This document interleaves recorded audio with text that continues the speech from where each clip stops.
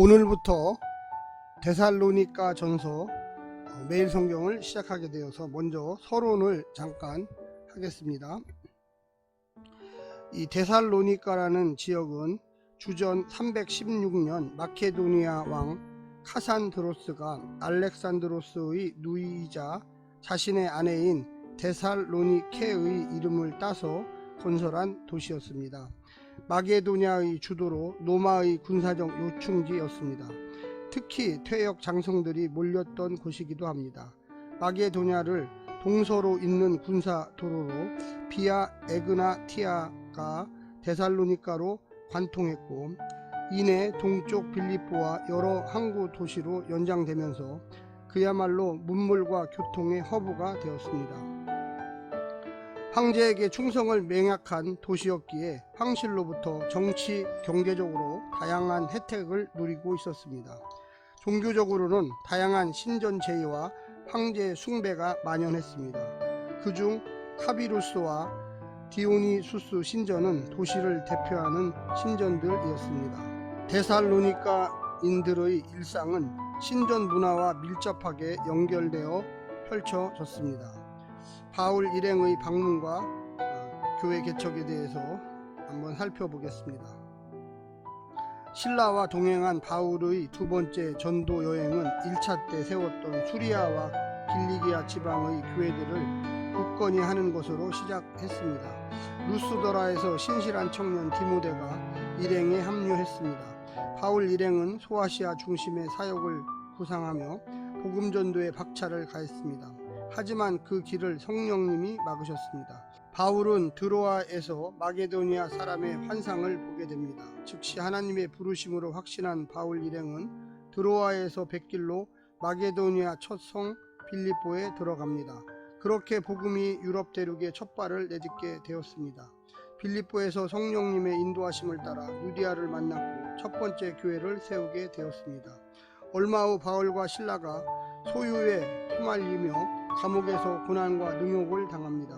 하지만 하나님의 섭리와 기적 속에 풀려났고, 그 과정에서 빌립보 교회는 안정을 되찾아 바울 사역의 든든한 후원교회가 되었습니다. 그 후 바울 일행은 비아 에그나티아를 타고 데살로니가에 들어옵니다. 사도행전 17장에서 누가는 바울 일행의 데살로니가 교회 개척기를 압축적으로 소개합니다. 바울은 3번의 안식일 동안 유대 회당에서 복음을 전합니다. 아마 최소 3개월 이상을 머물렀을 것입니다. 그렇다 하더라도 신생 공동체가 태동하고 홀로 남겨지기에는 너무도 짧은 기간인 것은 분명합니다.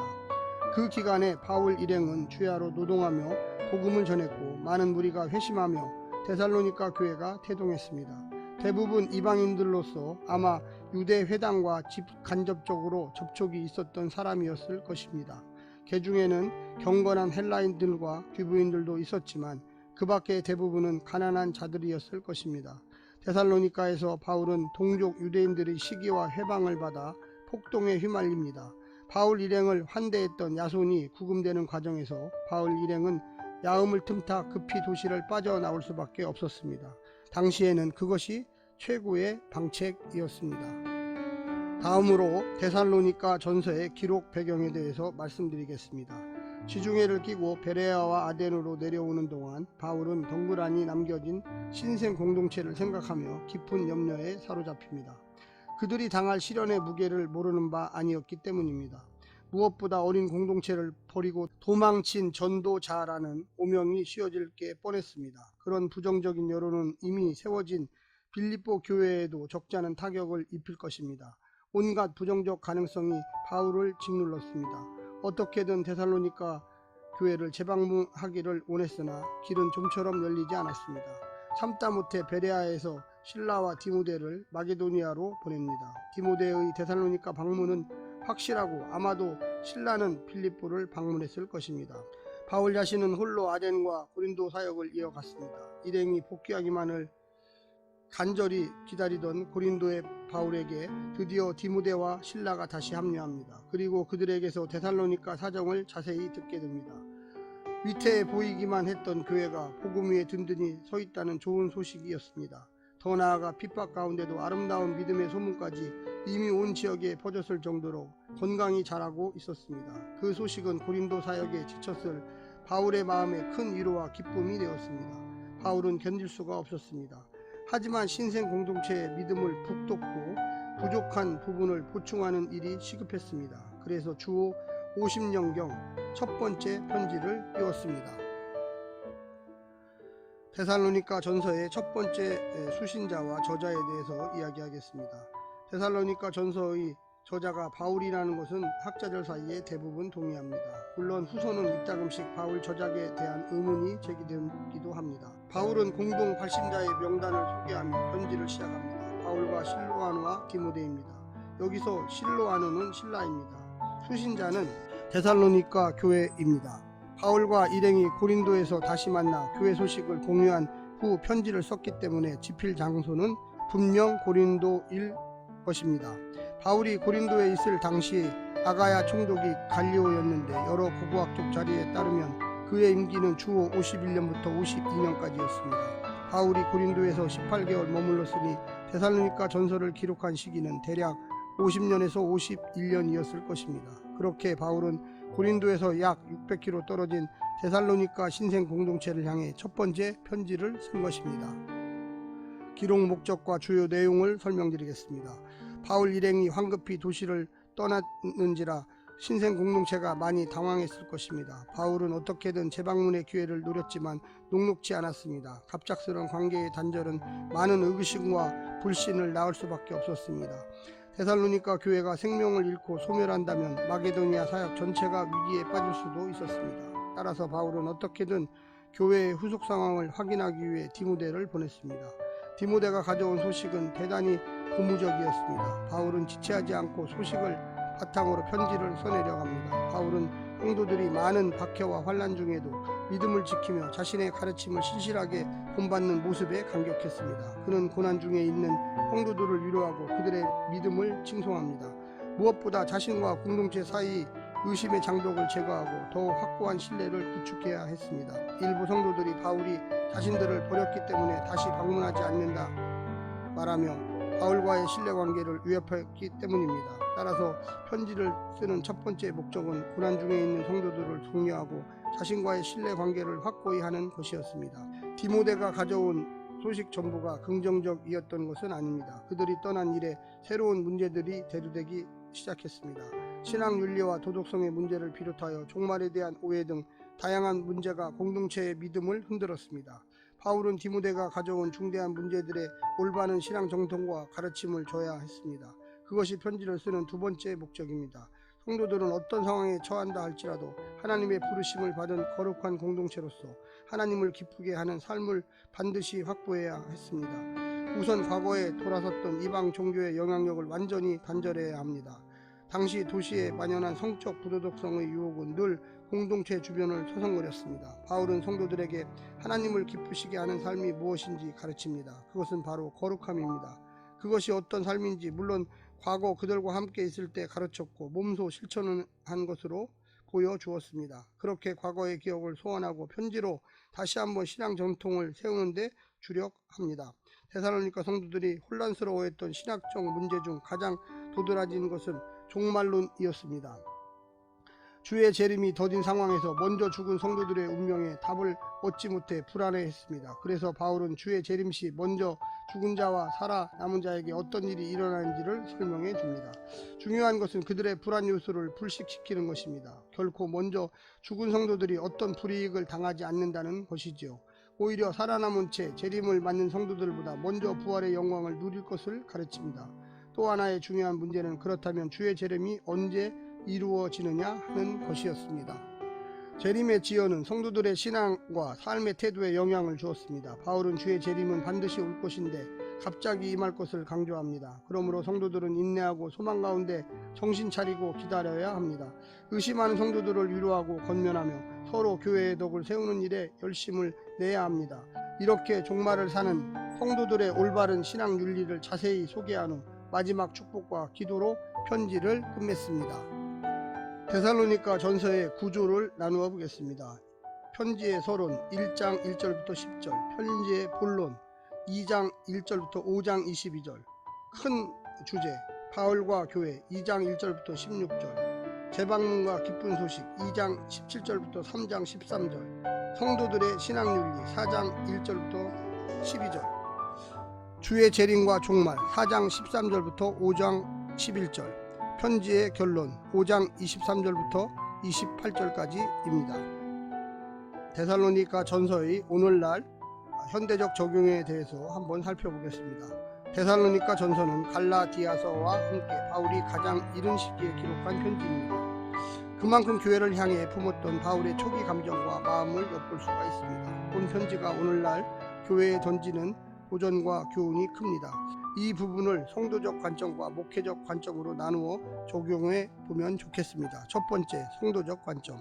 아주 짧은 기간에 복음을 접하고 믿게 된 성도들을 생각해 보십시오. 씨가 뿌려지고 싹을 틔워 뿌리를 뻗는 데는 최소한의 시간을 필요로 합니다. 데살로니가 교회는 그 최소한의 시간조차 상당히 밑도는 셈입니다.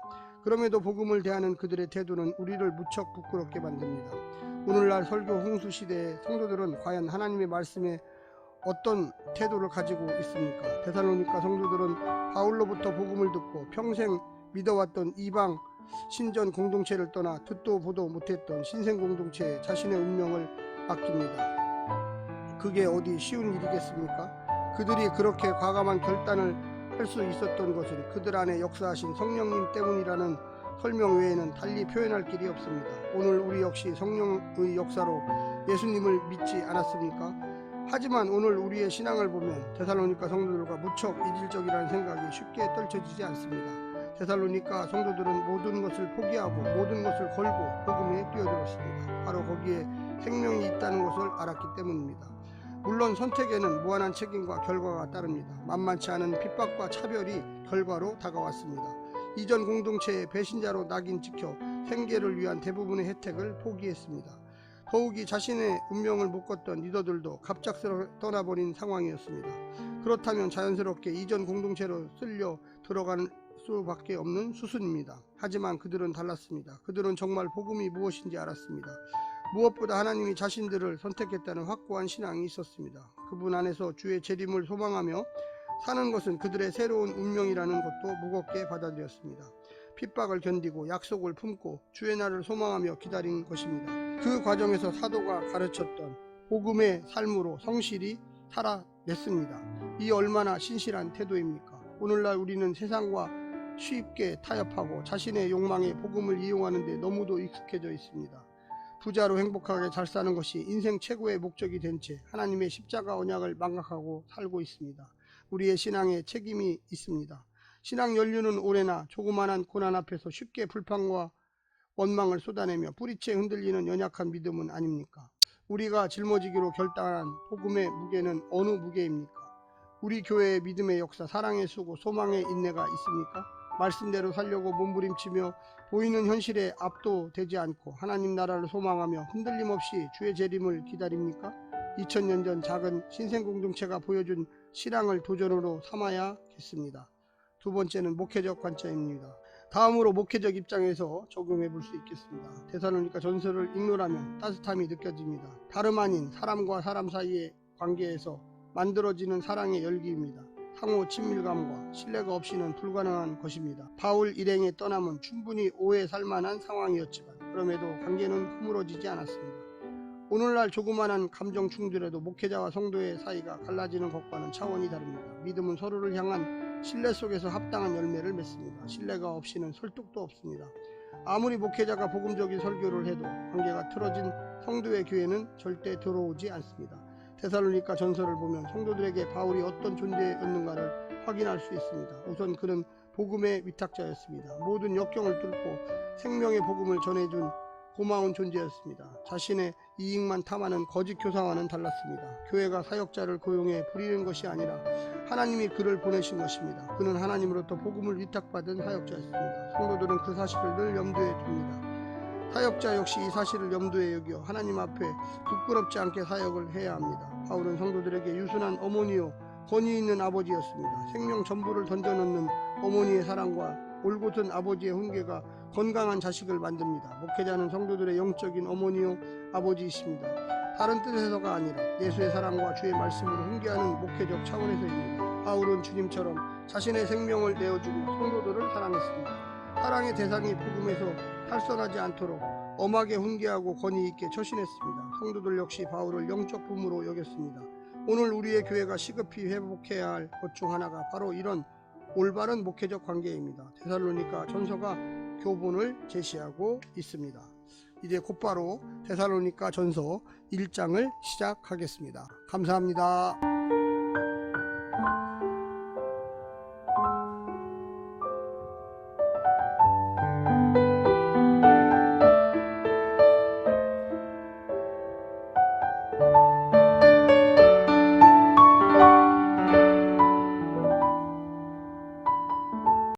사랑하는 행복한 교회 성도 여러분, 이 영상을 보시는 하나님 나라의 귀한 자녀 여러분, 오늘은 2022년 8월 23일 화요일입니다.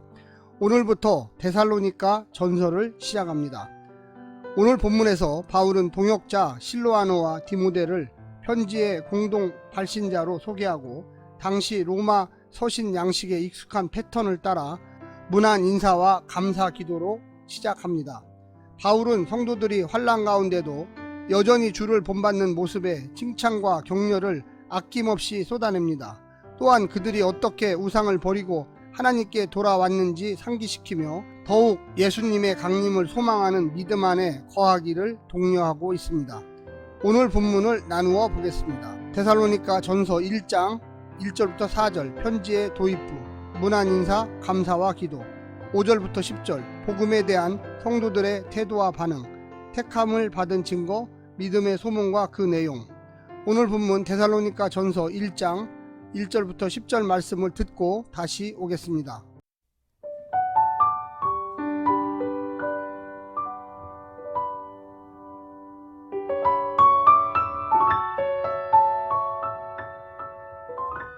데살로니가 전서 1장.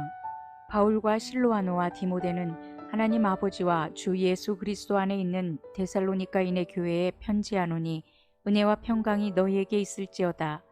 우리가 너희 모두로 말미암아 항상 하나님께 감사하며 기도할 때 너희를 기억함은 너희의 믿음의 역사와 사랑의 수고와 우리 주 예수 그리스도에 대한 소망의 인내를 우리 하나님 아버지 앞에서 끊임없이 기억함이니 하나님의 사랑하심을 받은 형제들아 너희를 택하심을 아노라. 이는 우리 복음이 너희에게 말로만 이른 것이 아니라 또한 능력과 성령과 큰 확신으로 된 것임이라. 우리가 너희 가운데서 너희를 위하여 어떤 사람이 된 것은 너희가 아는 바와 같으니라. 또 너희는 많은 환난 가운데서 성령의 기쁨으로 말씀을 받아 우리와 주를 본받는 자가 되었으니 그러므로 너희가 마게도니아와 아가야에 있는 모든 믿는 자의 본이 되었느니라. 주의 말씀이 너희에게로부터 마게도냐와 아가야에만 들릴 뿐 아니라 하나님을 향하는 너희 믿음의 소문이 각처에 퍼졌으므로 우리는 아무 말도 할 것이 없노라. 그들이 우리에 대하여 스스로 말하기를 우리가 어떻게 너희 가운데에 들어갔는지와 너희가 어떻게 우상을 버리고 하나님께로 돌아와서 살아계시고 참되신 하나님을 섬기는지와 또 죽은 자들 가운데서 다시 살리신 그의 아들이 하늘로부터 강림하실 것을 너희가 어떻게 기다리는지를 말하니 이는 장래의 노하심에서 우리를 건지시는 예수시니라.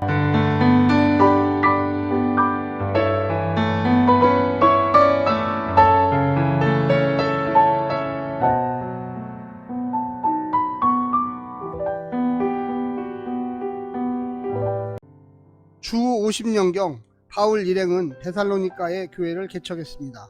하지만 얼마 후 신생 공동체를 급히 떠나야 하는 상황을 마주하게 됩니다. 아직 복음이 연결지 않았던 터라 바울의 마음은 무거웠습니다. 베레아에서 디모데를 데살로니가로 다시 보낸 것도 그 때문입니다. 그런데 얼마 후 디모데가 가져온 소식은 바울의 무거운 짐을 단박에 날려버렸습니다. 염려와 달리 성도들이 복음에 견고히 서 있었고 그들의 믿음의 소문이 도처에 퍼지고 있었기 때문입니다. 고린도 사역에 힘겨웠을 바울에게는 말할 수 없는 큰 위로였습니다. 그가 벅찬 감정을 첫 장부터 진솔하게 기록하고 있습니다. 오늘 본문을 세 부분으로 나누어 자세히 설명드리겠습니다. 첫 번째, 믿음, 소망, 사랑의 열매.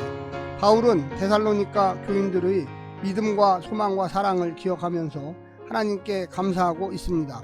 그런데 그것은 구체적으로 역사, 수고, 인내의 열매를 가시적으로 드러내는 성품들입니다. 그들은 확인할 수 있는 열매로 나타난 신앙 인격이 있었던 것입니다. 그들은 가식적인 삶이 아니라 가시적인 삶을 살고 있었습니다. 내가 누군가를 떠올릴 때, 누군가가 나를 떠올릴 때 열매 있는 삶으로 인한 감사가 넘칠 것인가 생각해 보시면 좋겠습니다. 두 번째, 돈을 주고받는 관계. 바울과 사도들은 예수 그리스도를 본받고 데살로니가 성도들은 사역자를 본받고 다시 그들은 모든 믿는 자들의 본이 되어 마게도니아와 아가야뿐만 아니라 각처에 그들의 믿음의 소문이 퍼졌습니다. 아름다운 모델 사슬, 이것이 영적 생태계를 건강하게 유지시키는 방식이었습니다. 우리는 무엇으로 소문난 교회이며 성도들입니까? 세 번째, 마지막으로 성도들의 과거와 현재와 미래.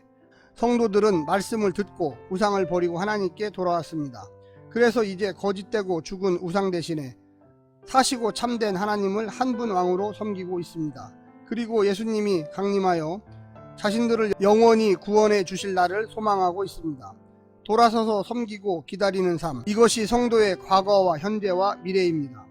구원의 여정이 끝났다면 이런 애끓는 권면이 무슨 필요가 있겠습니까? 갓 개척하고 떠난 교회의 성도들이 끝까지 믿음의 경주 잘 마치도록 사도는 애쓰고 있는 것입니다. 사랑하는 성도 여러분, 이제 무더위가 서서히 지나가고 있습니다. 오직 주님만 바라보면서 하나님의 말씀대로 오늘 하루도 승리하시기를 간절히 부탁드립니다. 샬롬.